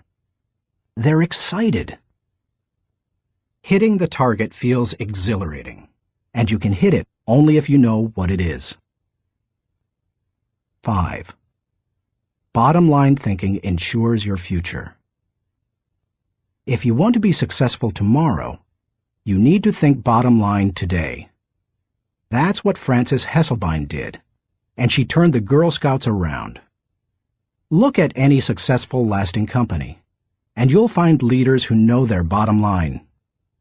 They make their decisions, allocate their resources, hire their people, and structure their organization to achieve that bottom line. How to enjoy the return of bottom line thinking. It isn't hard to see the value of the bottom line. Most people would agree that bottom line thinking has a high return.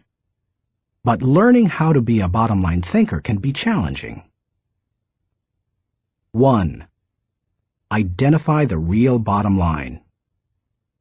The process of bottom line thinking begins with knowing what you're really going after. It can be as lofty as the big picture vision, mission, or purpose of an organization. Or it can be as focused as what you want to accomplish on a particular project. What's important is that you be as specific as possible. If your goal is for something as vague as success, you will have a painfully difficult time trying to harness bottom-line thinking to achieve it.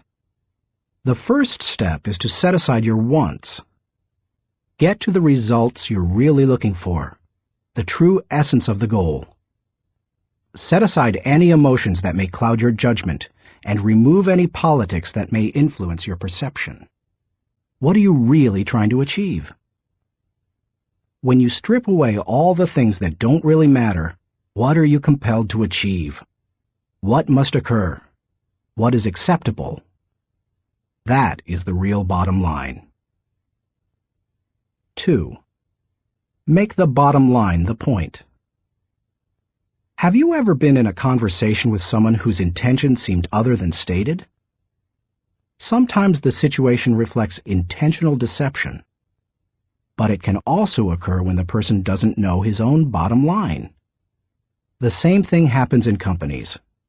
Sometimes, for example, an idealistically stated mission and the real bottom line don't jibe. Purpose and profits compete. Earlier, I quoted George W. Merck, who stated, "We try never to forget that medicine is for the people. It is not for the profits. The profits follow, and if we have remembered that, they have never failed to appear." He probably made that statement to remind those in his organization that profits serve purpose. They don't compete with it. If making a profit were the real bottom line, and helping people merely provided the means for achieving it, then the company would suffer. Its attention would be divided, and it would neither help people as well as it could, nor make as much profit as it desired. 3. Create a strategic plan to achieve the bottom line. Bottom line thinking achieves results. Therefore, it naturally follows that any plans that flow out of such thinking must tie directly to the bottom line. And there can be only one, not two or three. Once the bottom line has been determined, a strategy must be created to achieve it. In organizations, that often means identifying the core elements or functions that must operate properly to achieve the bottom line. This is the leader's responsibility.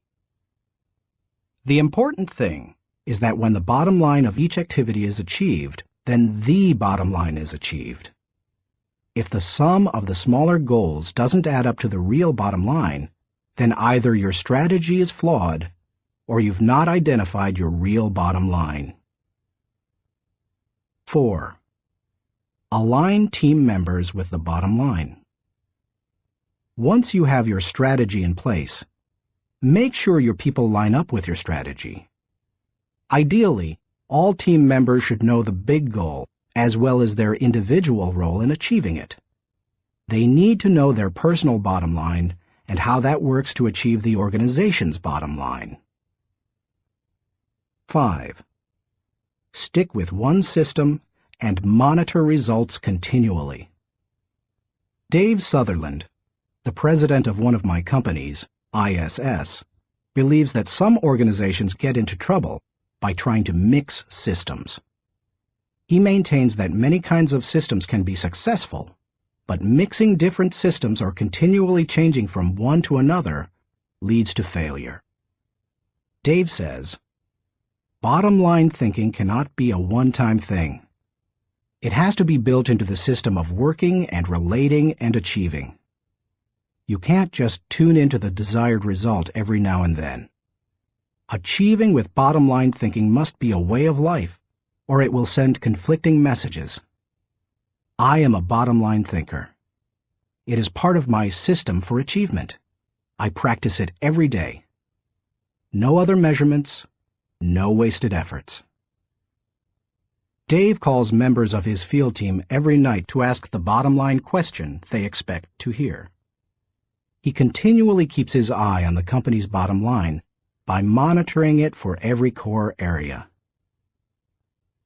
When it comes right down to it, regardless of your bottom line, you can improve it with good thinking. And bottom line thinking has a great return because it helps to turn your ideas into results. Like no other kind of mental processing, it can help you to reap the full potential of your thinking and achieve whatever you desire.